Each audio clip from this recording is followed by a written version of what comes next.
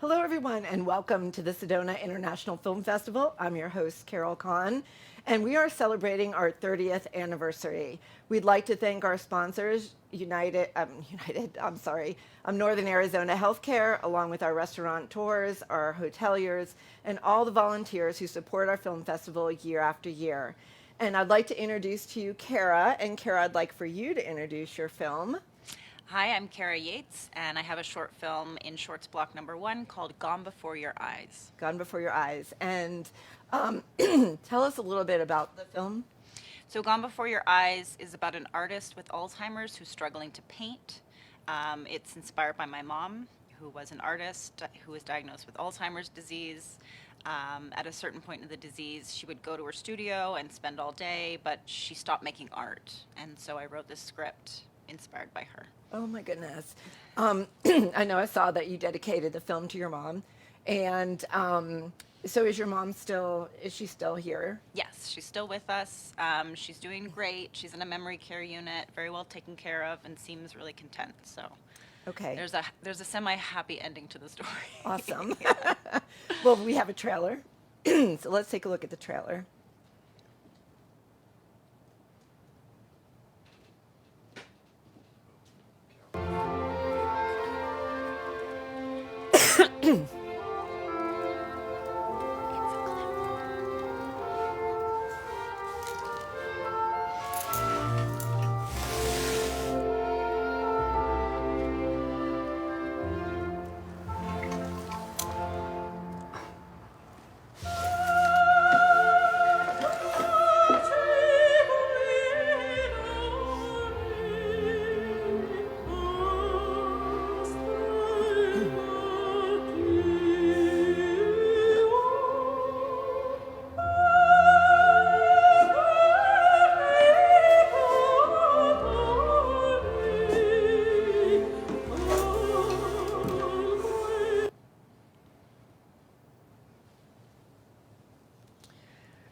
First, I know what the film's about, but I have to say that studio. I was like looking at that studio.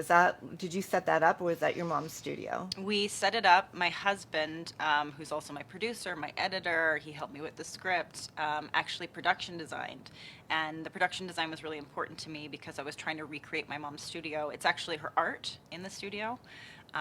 Really an homage to her because when I was young, used to go to her studio after school, and it was always a really magical place. So I wanted to try to recreate that. So it took us a long time to find the right place. We found an old house in Chester, New York, and it was just a blank room, and we put everything in it. Amazingly, our actress, when she read the script, there's a lot of knickknacks in the studio, and she called me up after I cast her and said, I'm that character. I have all the things, the bird cages, the doll heads. I had all those things written into the script, and she lent us these beautiful things because we actually lost our production designer 2 weeks before we shot. Oh my goodness. My husband, he came in and he said, "I'm going to do the production design." He built all the frames for the paintings.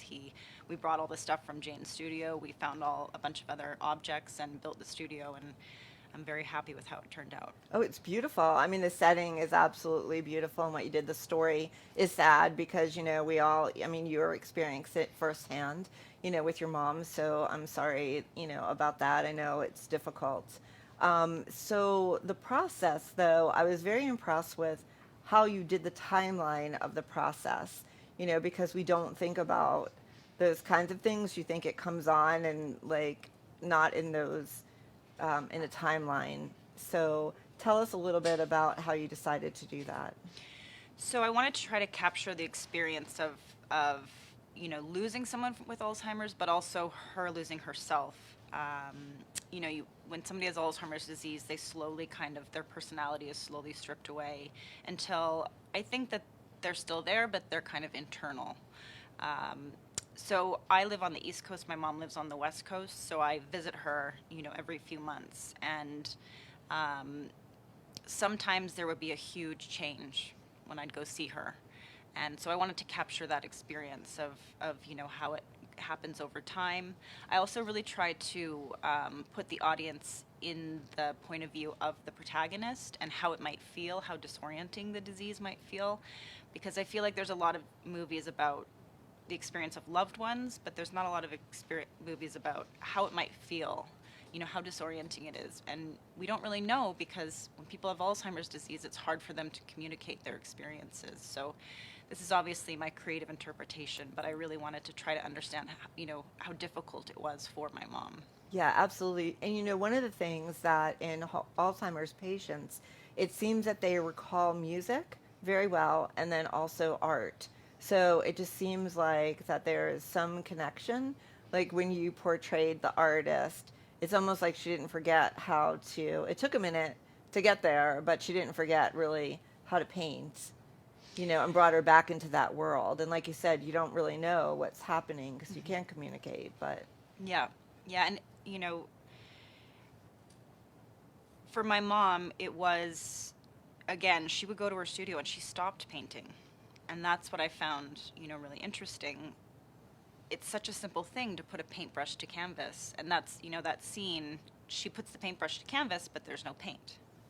And it's such a simple thing, but I think it can be very difficult when you have something like Alzheimer's disease.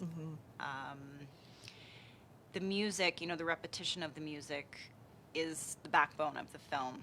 And I do think music is very strong, and it is a way to connect with art and with someone, who's got something like Alzheimer's disease. right.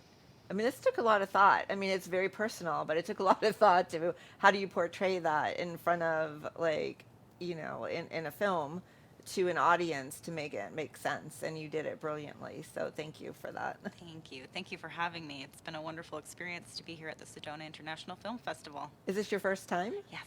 Oh, good. You'll be back. I'm working on a feature, so hopefully. Oh, awesome. Good, good. So is this your first film?